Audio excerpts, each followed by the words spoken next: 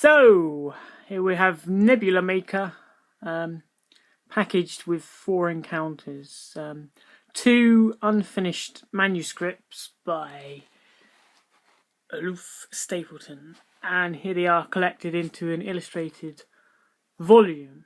So the first thing I should explain is I purchased this second hand purely so that I could read 4 encounters, because I already have read and have a copy of Nebula Maker.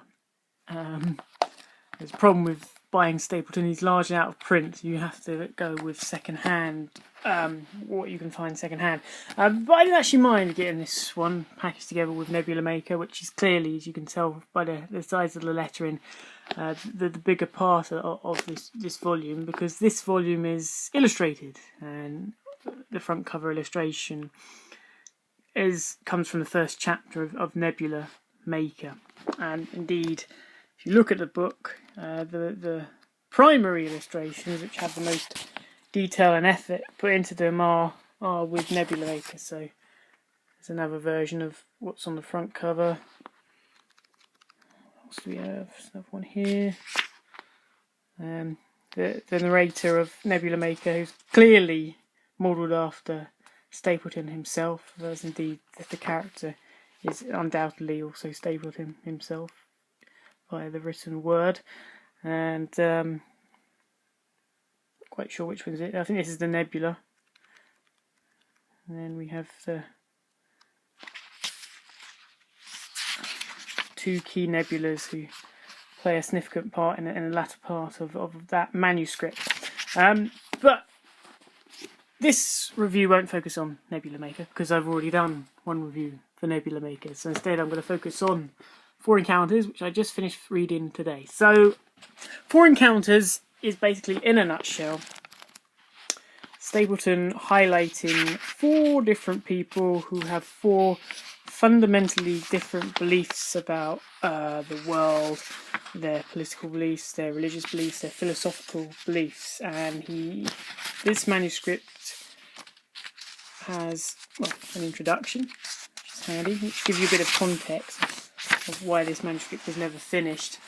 But it deals with 4 individuals. So we have a Christian, we have a scientist, we also have a mystic, and finally we have, what is the first page? We have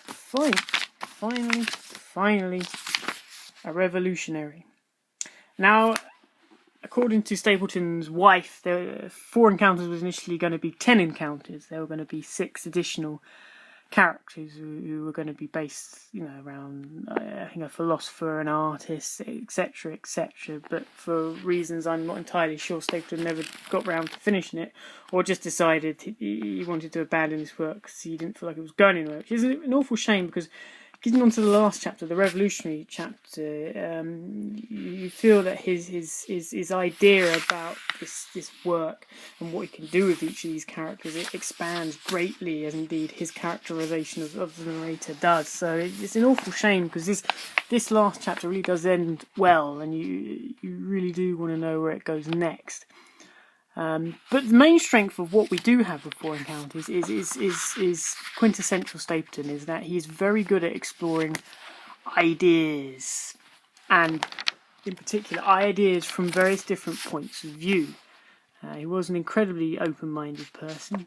Each of these chapters comes with 1 illustration of the primary figure it's discussing. And as with all Stapleton's works, he presents many different ideas, but he indeed, one of the reasons why he went into fictional writing was so that he could extend it to a wider audience.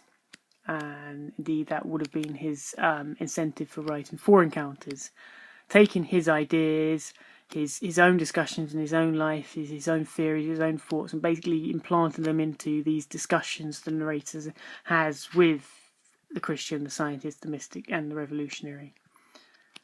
And what you get are discussions between characters that rarely ever agree on anything.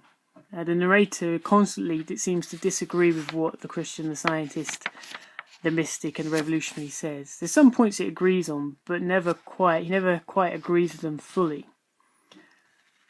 And at the same time, we get alternative juxtaposition ideas presented in relation to the narrator's ideas. And the characters themselves in each of these chapters are,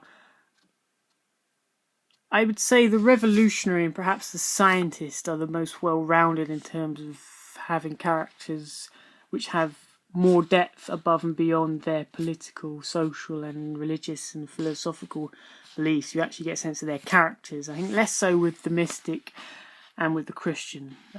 More characterizations in their cases. But being a manuscript, Stapleton could easily have gone back and just added a bit more flesh to their characters. So there's great potential with this manuscript, and it's an awful shame he never finished it. I mean, I would love to have read the 10 Encounters version, and to see how he would have presented various other points of views. What I love about Stapleton the most, he's so open-minded in the sense that he is able to really explore ideas from many different points of view, and 4 Encounters exists as testament to that.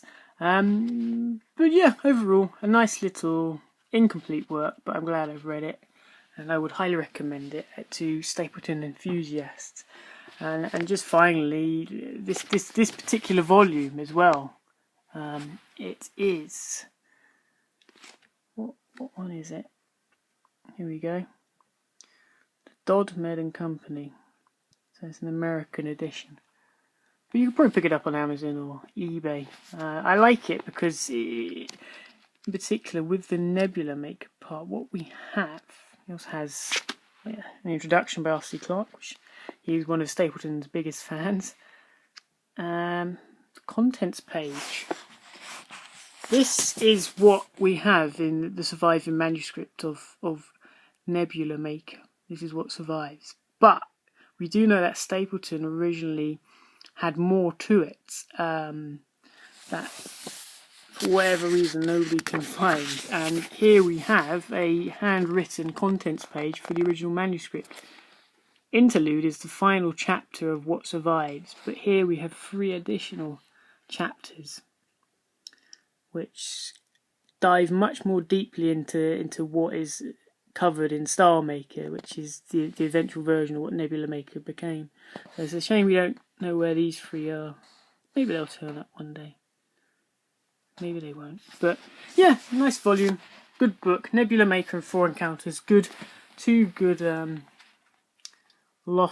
semi-lost Stapleton works that we're lucky to still have, and which expand upon the man and his quite amazing vision. So yes, Nebula Maker and Star Maker, Nebula Maker and 4 Encounters, highly recommend it.